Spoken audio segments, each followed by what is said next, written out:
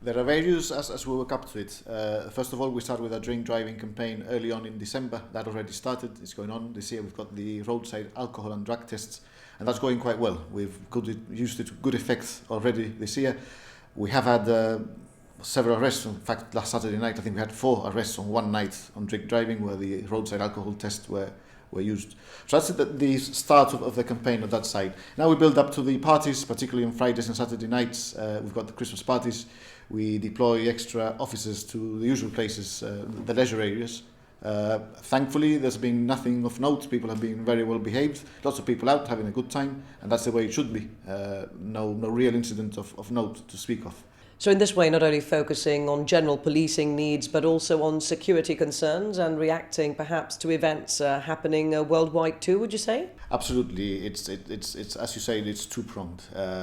It's looking at the parties, the driving, and things that happen on a normal day-to-day basis and policing that side of it, but also thinking about the security of everyone in Gibraltar as we do year-round. There are various operations going out throughout the year to ensure that events are safe, and I'm thinking of New Year's perhaps is the most obvious one, where we get more people at casemates than usual.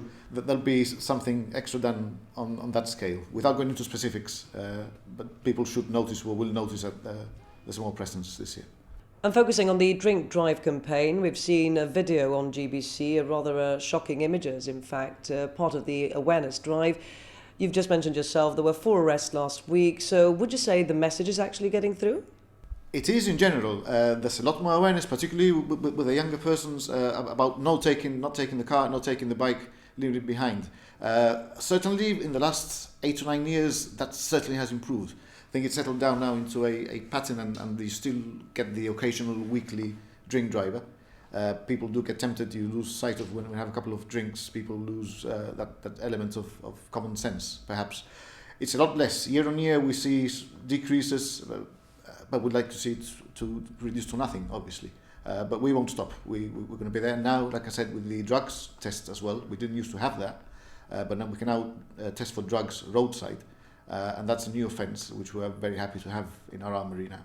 Focusing on the revelry next, obviously over the next few days, people take to Main Street, we have after-work drinks and general parties. But would you say trends have changed over the years and the community is generally well behaved? Definitely so. In fact, I think that going back about 8 or 10 years, you used to have the after-work parties, particularly on the 24th. This year, the 24th is more like the 23rd. And Main Street used to be absolutely packed. Main Street and the side street used to be absolutely packed. I don't perceive that we get that so much now. People go to their own things, they go off, have a meal, go home. We don't see those masses of people.